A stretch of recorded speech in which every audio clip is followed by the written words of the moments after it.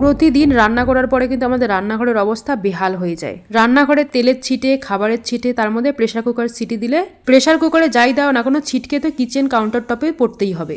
আর এই যে সকাল বিকাল দুপুর রাত রান্না করার জন্য আমার গ্যাস ওভেনটার অবস্থাই বেহাল। তার সাথে সাথে রান্নাঘরে এইরকম জানালা থাকলে তো আর কোনো কথাই নেই। যেহেতু রান্নাঘরের এই জানালাটা আমার গ্যাস ওভেনের একদম সোজাসুজি, সেই জন্য যাই রান্না করো না কেন জানালাটা একদম নষ্ট হয়ে যায়।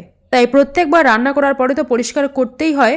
তারপরেও সপ্তাহে অন্তত একদিন হলেও আমি এইভাবে রান্নাঘরটাকে ডিপ ক্লিন করে নিই। আর এর জন্য লাগবে শুধুমাত্র 3টি উপকরণ। একটা বাটিতে প্রায় 2 চামচ মতো বেকিং সোডা নিয়েছি, সাথে একটু লেবুর রস আর ডিটারজেন্ট দিয়েছি। এরপর এগুলোকে জল দিয়ে একটু ভালো করে গুলিয়ে নিয়ে বানিয়ে রাখা জলে একটা স্ক্রাবার ভিজিয়ে নিয়ে পুরো কিচেন কাউন্টার টপটাকে আমি প্রথমে একটু ঘষে নিচ্ছি।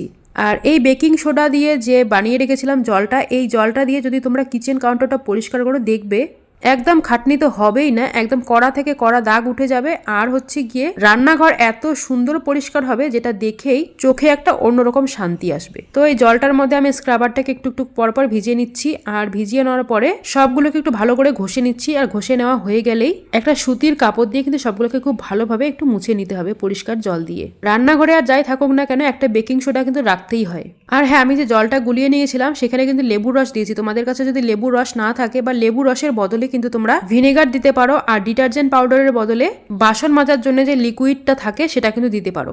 আর না থাকলে ডিটারজেন্ট পাউডার বা শ্যাম্পু দিয়েও কাজ চালিয়ে নেওয়া যেতে পারে। আর এই যে ওভেনে সবসময় রান্না করার জন্য বার্নারের পাশটা কিন্তু একদম কালো হয়ে যায়, চিটচিটে দাগ হয়ে যায়, যেগুলো উঠতেই চায় না। তো সেই জন্য সেইগুলোতে আমি কিন্তু অল্প করে একটু বেকিং সোডা ছড়িয়ে দিই। তারপরে হচ্ছে একটা স্টিলের স্ক্রাবার দিয়ে খুব ভালো করে ঘষে নিয়ে এরপর সুতি কাপড় দিয়ে মুছে নিই। মুছে নিলেই হয়ে যায়। আর দেখতেই পাচ্ছ কতটা পরিষ্কার লাগছে দেখে। আমার এই ওভেনের বয়স প্রায় 5 থেকে 6 বছর। দেখে কিন্তু মনেই হবে না যে এতগুলো বছর হয়ে গেছে। আমার ওভেনটা যখন একটু বেশি নোংরা হয়ে যায় তখনই কিন্তু আমি এইভাবেই পরিষ্কার করে নেই।